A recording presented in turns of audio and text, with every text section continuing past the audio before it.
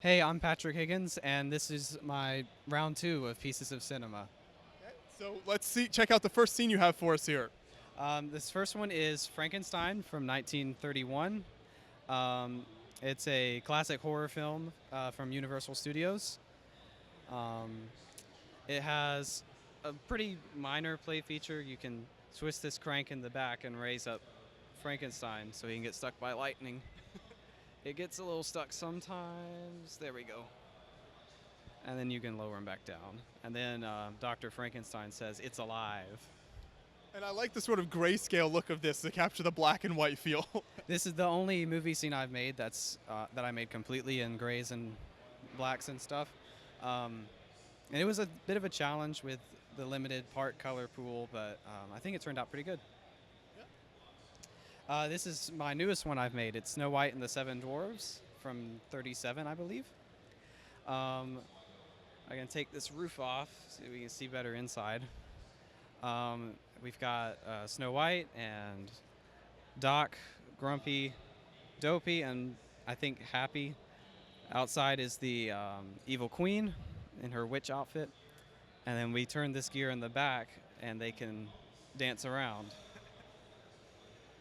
These play features are great. I mean, even though it's a smaller build, but you're still able to incorporate fun features like that. Yes, yeah. After the first round, I wanted to include a little more interactive things in a lot of these. So, this next one is How the Grinch Stole Christmas from, I think it's 66. I don't have all the dates on me, but uh, it's a really great Christmas movie, one of my favorites. You got lighting in this one as well. Yes, those are actually Christmas lights that I used for the tree. I just wrapped them around one of those old tree molds and tucked the battery box up under it. And we got the Grinch, which was made using some Green Goblin pieces. They're pretty fitting, I think. And Cindy Lou Who with her red ornament. Next is one of my favorite films, The Good, the Bad, and the Ugly. It's kind of a representation of the Western genre of film, which was really important for Hollywood in the 50s, 60s, and 70s. This is the scene from the final showdown of the film. It's a three-way Western standoff. Such an iconic scene. I'm sure many people will be familiar with that. Yes, yeah. A lot of the older people that have come by have pointed it out, like, "Hey, I've seen that one." Now, talk about the bass in this one here, because all those gray parts are interesting. Are those actually attached, or you just kind of set those in there? So some of them are attached, and some of them are not. I took some one by one tiles and just kind of wedged them in between each of the bricks that were standing on a stud to give it a really rocky look. Because this final scene takes place in this valley graveyard, and there's a ton of big rocks just that flat on the ground that they stand on to fight. So I wanted to capture that look and make it look like a Western, I guess. Excellent. Next is Willy Wonka and the Chocolate Factory. Really great film, one of my favorites. This is not really based off any specific scene. It's just kind of the first room that they go into where everything is edible, and it has the chocolate river flowing through it. I attempted a bit of a play feature with the waterfall, make it look like it's trickling. Kind of move those tiles a little bit to give a sense of movement. Yeah, it's a little stiff though, so I may need to go back and change it. But I've just played around with lots of colorful parts and different, like I used some bananas and a fish and these old vine pieces just to kind of look like candy. It works very well. This next one has been a fan favorite. It's Monty Python and the Holy Grail. This is the scene where Arthur interacts with the Black Knight and chops his arms off, but the knight is still ready to fight. It's just pretty simple to build. It takes place in a forest, and so I played with some sand green for the grass and the trees and stuff. You got the knight's arms down there on the ground. Yes, and I put some red studs over them to indicate blood. The film uses pretty poor fake blood, though. But I was specifically proud of the minifigs I built for this one. I think they captured the look very well. What is that torso from there? This is the reverse of Sensei Wu from Ninjago. Oh, I like it. because he has that red sun on his chest, and that kind of looks like that. The next one is Superman from 1978, and I really love this build because it is motorized. It's the scene where Superman flies the opposite way around the world to reverse time. So this, yeah, here you actually have it motorized. Does that all fit in the base of the build then? It does, and I designed it to where when the batteries inevitably die, it's very easy to get in it. This is one of the old 9-volt batteries that Lego used in the 80s, I think. And it just slides right in. Stick that on, and there it goes. And I believe that the globe technique came from a guy named Bruce Lowell. So props to him for that. Yeah, the Lowell sphere design there, which is, yeah, I think, I'm not sure, it's been a lot of years ago that he first came up with that idea, and so many builders have used that in different unique ways, so this is perfect for that. Yeah, it's an excellent design. So this next one is The Shining. It's also been a fan favorite this year. This is the scene where Jack is using his axe to get through the door. And the really fun thing about this build is I can just change one position and it turns into that scene where he's sticking his face through the door and says, "Here's Johnny." So that's really fun. And this axe piece from the CMF Lumberjack is just perfect for him. I like this with the wall dividing them, and then you kind of see each side of it, and then the whole picture comes together so nicely. Yes, yeah, it was a really fun build, especially the bathroom. I almost put a sink in there. I didn't, but I got a toilet and then the checkered floor. So, and then the brick-built door because it needed to have that gaping hole in it. So I used a lot of white wedge plates to make that look like it was chopped. Captures that very nicely. Yes. So next one's all the way back down here. And we're kind of going in order right here in terms of when these were released. Mm-hmm. So this is Aliens, not the first Alien. This is the second one. So this is Ripley fighting the alien queen at the end of the movie, and she's in her power loader mech. For the mech design, I had to detach all of her limbs from the actual minifigure because in the film, she sticks her legs through the legs of the mech and her arms into the arms of the mech. And because of the restrictions of the Lego minifigure, I couldn't do that. So I had to detach them and then position the arms and legs of the mech to look like she was still attached to them. That's a great technique, though. You don't even notice it at first. But yeah, once you get down there and kind of look at it on eye level, you can see all the different parts of the minifig. Yeah. I also used some whips to give like the little power cord thing. And these Lego game dice pieces as little cargo boxes because the power lifter is a cargo moving mech. And that's where the final fight takes place. So yeah. Next is Terminator 2 Judgment Day. I haven't actually seen this film. I have seen the first one though, but everyone regards the second one as the best one, so I went with it. It has John Connor and the Terminator from the first film running away from I think it's the T-9000 is what it's called. It's the cop. This is the scene where they're in the spillway for the city on the motorcycle, and then the big 18-wheeler truck comes chasing after them. And I like the gun design here. Talk about how the different parts you use to kind of make that look. So the gun is one of these simple pirate pistols, and then 2 black rods. I took some Lego rubber bands to make the shotgun look, to kind of hold it all together. And then this is that dead bush piece to look like the shotgun blast. That works really well. Good job. Thank you. Next one is a pretty popular film. It's Pulp Fiction. I recently watched it. It was really good. But this is the scene where they are interrogating this guy about Marcellus Wallace, and then they kill him. No, spoiler alert.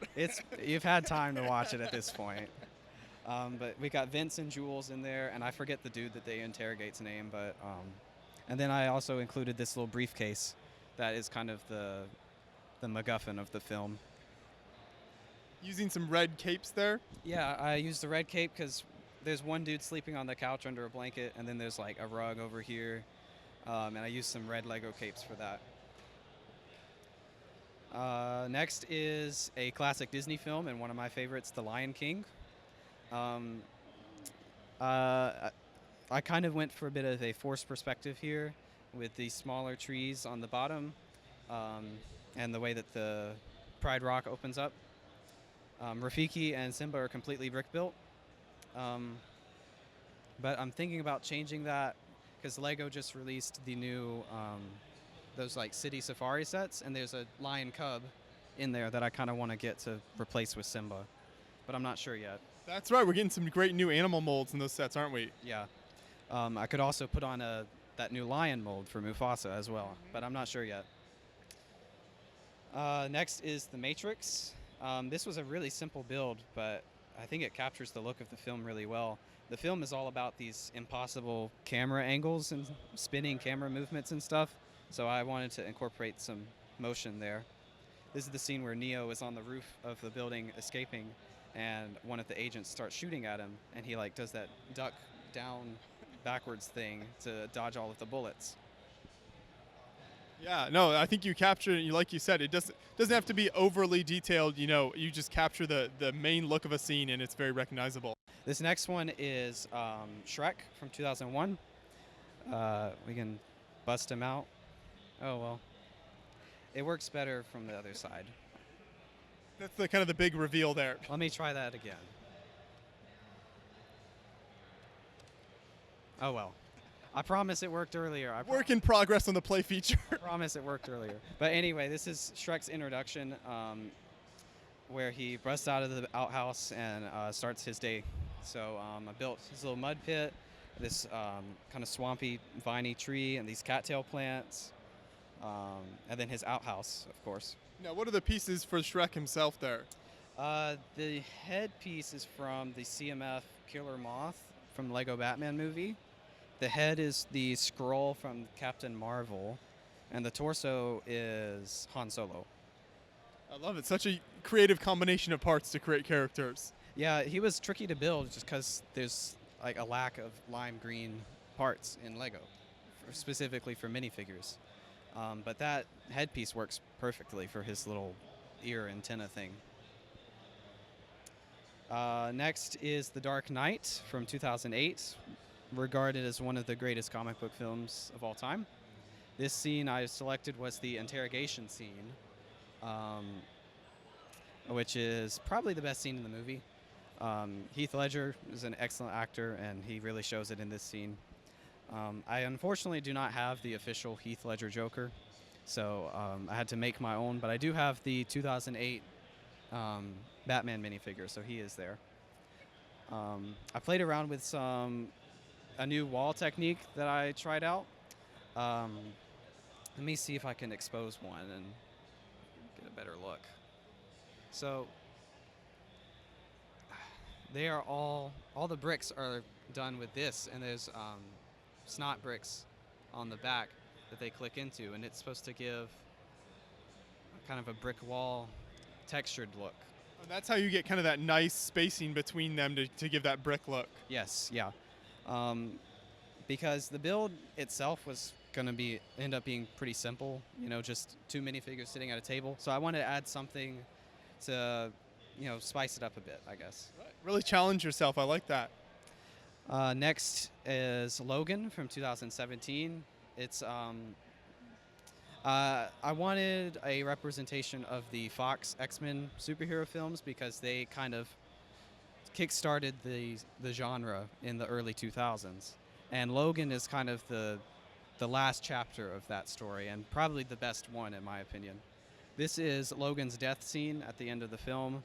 After he goes through all these intense battles for the whole movie, he finally gets a moment to rest with his daughter as he dies.